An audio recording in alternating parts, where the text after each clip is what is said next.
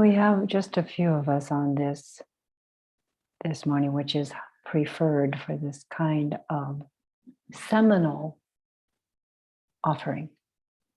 Because if a few of us regard together, if we settle in and hold the fate of the word caringly, and we don't think it's just in our tummy we do this, it's actuating in our sensitivity to how spirit moves. Just the spirit. The inferno of thought is quieted by trust in the dearest nature in us, the whole Holy Spirit.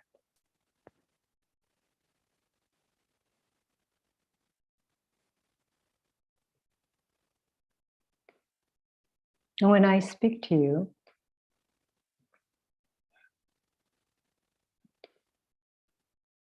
I want you to know that you will not have a reason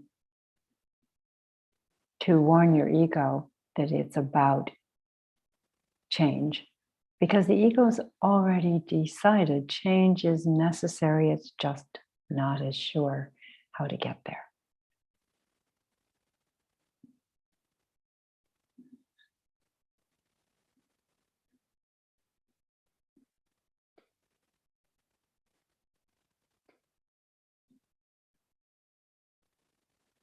We began before we went on to this recording with the realization that we're just copying constantly to find the transfiguration of our mind. And yes, that actually includes the ego, the experiencer, the transfiguration itself that elevates us into the finest arena where we research and come online to the given, capital G. What is now given into our continuity of interest. It'll only come there.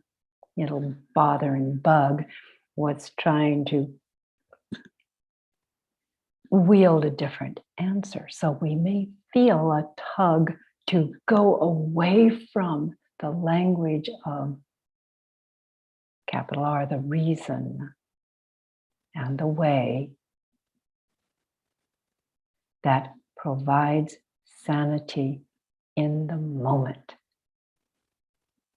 And through that breaking loose of our ice, our disregard, encourages our river of awareness to keep building itself to be of that whole high reason instead of just a thinker about it.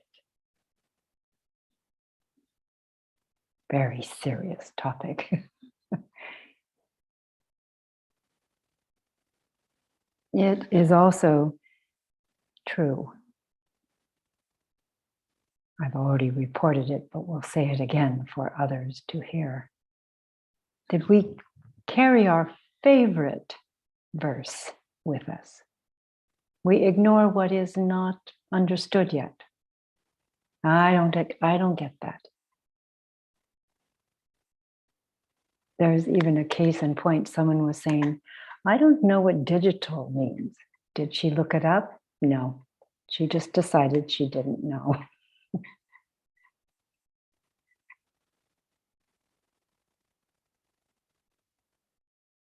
The transfiguration is the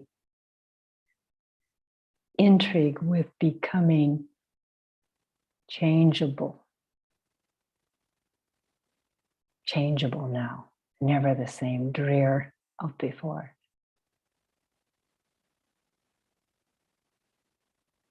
It's not considered optimum anymore as we leave our very young age, maybe of 9.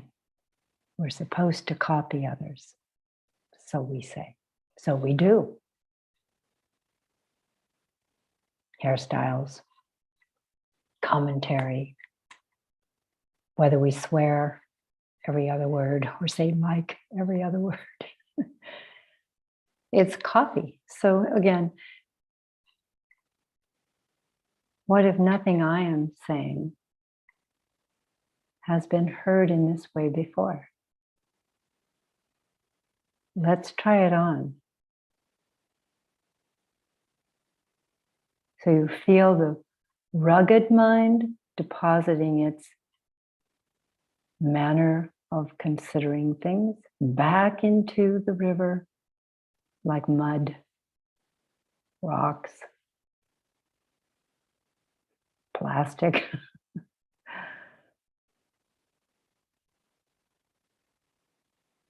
So you open the gate of awareness even more so that whatever you put in your flow of consciousness is undone by the sheer force and the gathering and the wit of reality plowing through your discards, plowing into your habit of building the same tensions, the same requests, both, even the same politics.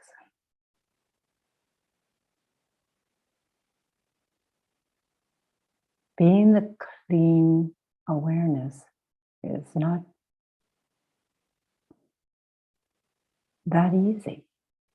We don't like our mind completely blank. I know a man who's totally addicted to weed. And he's very connected, very conscious. And he's into it because it gives him an immediate belief that he's on it, that he's vital, that his fire is present. And though he knows that it's only brief and it isn't precisely from him, he doesn't look for help out of it. So he has two arguments going on, one in favor of just giving over to what is his current habit, and the other not liking himself for it. Which one will stay longer?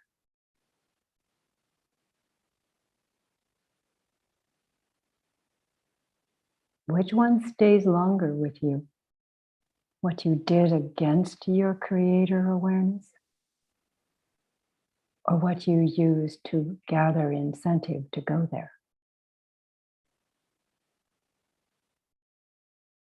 They are almost of the same moment of initiation. Hoping to find a way to get there. Wishing you knew how to get there without an artifice or a bolster.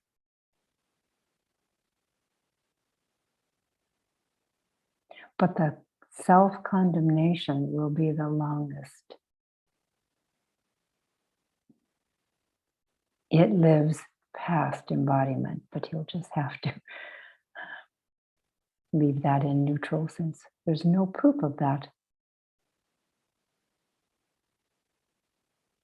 It's just what is said through me, this open witness.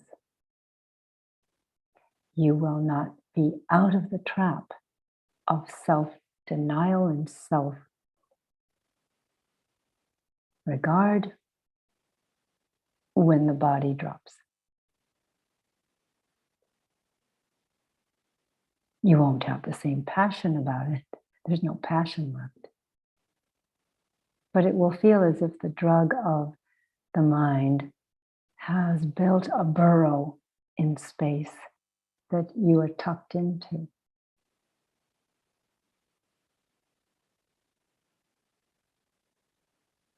that burrow leads us right back into a body. And for many, that will not be a happy ending of our pain, because from the beginning of our incarnation episodes, not just this one, there is a long change, and it usually brings us into simply repetition. To come back up the other way is what we're on now. To transfigure this awareness. Move this little guy out behind my ear.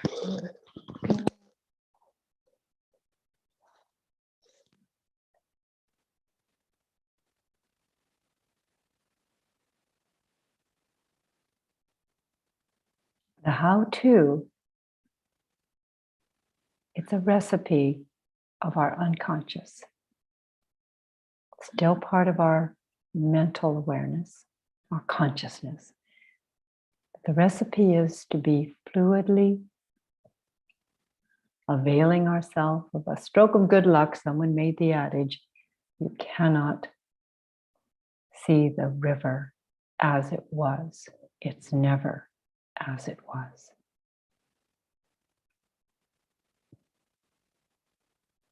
You are each a complement, PLE, complement of before.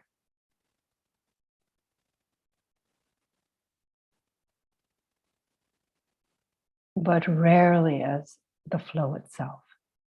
Usually something of the flotsam and ego jetsam. Bobbing along on the frontier of today's moving force. But rarely full of the flow and stamina and ingress of the whole communing feature of now. That's timed to be of the communing, and it doesn't have an inferior vow to behold everything with a stereotype and a decision about it.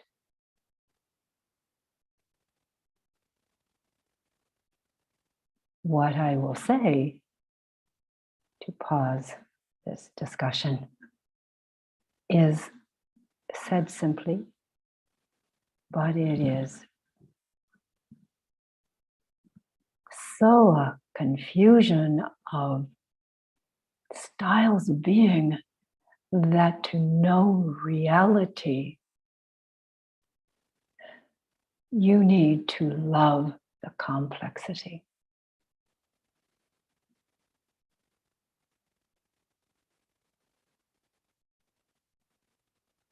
Love means room.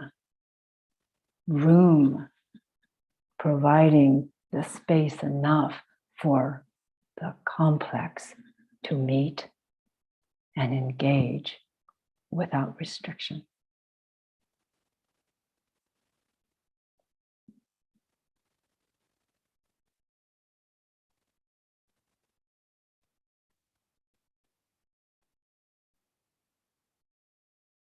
This is only a start.